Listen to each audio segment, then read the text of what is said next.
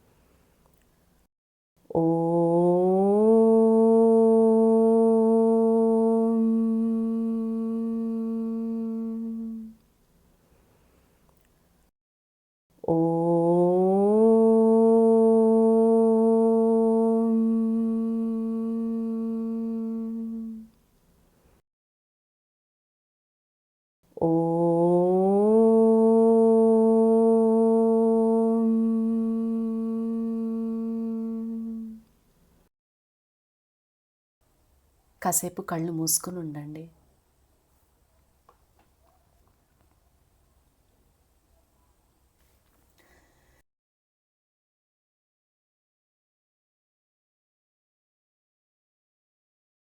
Okay okay, అందరూ కళ్ళు తెరవండి. ఆంటీ, సీక్రెట్ చెప్పండి ప్లీజ్. కిందటి క్లాస్లో మనం సత్య గురించి మాట్లాడినప్పుడు ప్రపంచంలో ఒక చాలా రహస్యమైన నిజం ఉందని చెప్పాను కదా. అదేంటో తెలుసా? మీ లోపల ఒక దివ్య శక్తి ఉంది. అదే శక్తి నా లోపల కూడా ఉంది. అసలు చెప్పాలంటే అందరిలో అదే శక్తి ఉంది. అంటే అందరిలోనూ ఒకటే అంశం ఉంది. ఏ, నాకు అసలు ఏమీ అర్థం కాలేదు. సరే, ఒక చిన్న కథలా చెప్పనా? సరే ఆంటీ, కథ చెప్పండి.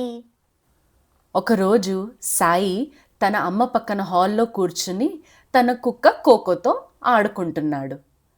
అప్పుడు అమ్మ చెప్పింది, సాయి, నీ లోపల ఒక దివ్య శక్తి ఉంది. అదే శక్తి అందరిలోనూ ఉంది. సాయి అవాక్కయ్యాడు. అమ్మని అడిగాడు, అమ్మా, ఆ శక్తి కోకోలో కూడా ఉందా? అంటే కోకా కూడా నాలాగేనా? అమ్మ నవ్వి చెప్పింది, అవునరా, కోకోలో కూడా అదే శక్తి ఉంది. ఇది విని సాయి చాలా హ్యాపీ అయ్యాడు. అమ్మా, అయితే రేపు నేను ఇంట్లో ఉంటాను, హాయిగా రెస్ట్ తీసుకుంటాను, కోకోని నా బదులు స్కూల్కి పంపిస్తా. అమ్మ నవ్వి అసలు అర్థం చెప్పింది. దేవుడు ఈ ప్రపంచం సృష్టించినప్పుడు తనలో ఒక చిన్న అంశాన్ని ప్రతి జీవిలో పెట్టారు. బయట అందరం వేరువేరుగా కనిపిస్తాం, కానీ అందరిలో ఉన్న దివ్య అంశం ఒకటే. సముద్రం చూస్తే అలలు వేరే వేరేగా కనిపిస్తాయి కదా, కానీ అన్నీ సముద్రంలో భాగమే. ఆంటీ, నాకు కూడా ఒక ఉదాహరణ గుర్తొచ్చింది. మన ఇంట్లో బంగారం ఉంగరాలు, బంగారం చైన్లు, బంగారం గాజులు ఉంటాయి. అన్నీ వేరువేరుగా కనిపిస్తాయి, కానీ అన్నీ ఒకటే బంగారం నుంచి వచ్చాయి. కరెక్ట్ ప్రగతి. మీరు అనుకోవచ్చు, ఈ ఇల్లు నాది, ఈ పెన్సిల్ నాది, ఈ బొమ్మ నాది, కాబట్టి నేను ఎవరితోనూ షేర్ చేయను అని. కానీ మీలో ఉన్న ఈ దివ్య అంశం అందరిలో కూడా ఉంది అని అర్థం చేసుకుంటే అందరూ మీ సొంత కుటుంబం అని గ్రహిస్తారు. కాబట్టి స్వార్థంగా ఉండటంలో ఏమీ అర్థం లేదు. మీరు ఎవరితోనో కాదు, మీ కుటుంబంతోనే పంచుకుంటున్నారు. సంస్కృతంలో దీనిని వసుధైవ కుటుంబకం అని అంటారు. అంటే ప్రపంచమంతా ఒకే కుటుంబం. ఆంటీ, దీనికి నిజం చెప్పడానికి ఏంటి సంబంధం?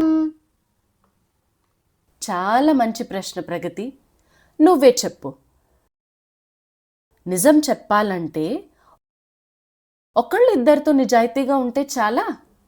లేదాంటీ, అందరూ నా ఫ్యామిలీ అయితే అందరితో నిజాయితీగా ఉండాలి. కరెక్ట్. ఇంకో విషయం, నిజం అప్పుడప్పుడు కాదు, ఎప్పుడు చెప్పాలి. ఇవాళ పొద్దున్నే నిజం చెప్పాను, ఇవాళకి ఇంకా చాలులే అని అనుకోవచ్చా? లేదు. మీకొక ఉదాహరణ ఇస్తాను. ఆంటీ, నేనివ్వనా? ఈ పిల్ల నన్ను ఇవాళ మాట్లాడనిచ్చేటట్లేదు. సరే చెప్పు. డాక్టర్ రోజు పళ్ళు తోముకోమని చెప్పారనుకోండి, వారానికి 2 సార్లు మాత్రమే పళ్ళు తోముకుంటే పళ్ళు బాగుంటాయా? నో, రోజు తోముకోవాలి. అలాగే నిజం కూడా ప్రతిసారి చెప్పాలి.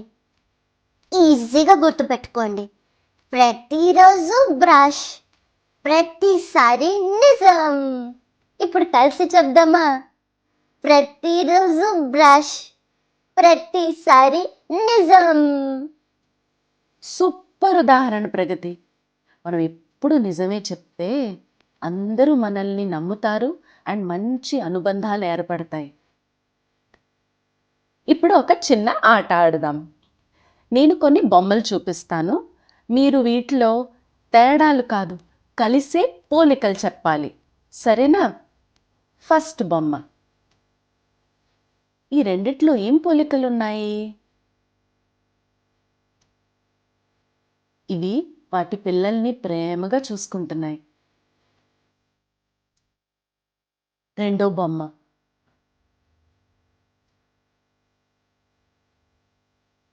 ఇవి ఇళ్ళు. ఇవి మనుషులకు, జంతువులకు మరియు వాళ్ళ కుటుంబాలకు ఆశ్రయం ఇస్తాయి. మూడో బొమ్మ. ఇక్కడ ఇద్దరు సంతోషంగా ఉన్నారు. ఇలాగే మనం ఎవరినైనా కలిసినప్పుడు వాళ్ళతో కలిసే పోలికలు కనిపెడదాం. అప్పుడు వాళ్ళు కూడా మనలాగానే ఉన్నారు అని గ్రహించి నిజం చెప్పడం తేలికవుతుంది. ప్రగతి, ఉన్నావా? ఉన్నానా ఆంటీ? ఓకే. నీకు ఒక ఆఖరి ప్రశ్న. ఇప్పుడు మనకి నిజం చెప్పాలని తెలుసు, ఎప్పుడూ నిజమే చెప్పాలని తెలుసు. కానీ చెప్పేటప్పుడు భయం వేస్తే ఏం చేయాలి?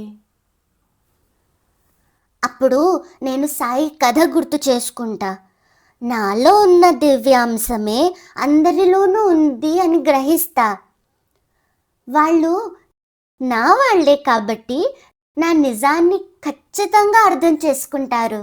చాలా బాగా చెప్పావు ప్రగతి. పిల్లలు, సత్య పార్ట్ 1 and 2లో ఎందుకు నిజం చెప్పాలో నేర్చుకున్నాం. రాబోయే క్లాస్లో ఎలా నిజం చెప్పాలో నేర్చుకుందాం. త్వరలో మళ్ళీ కలుద్దాం. సాయిరామ్.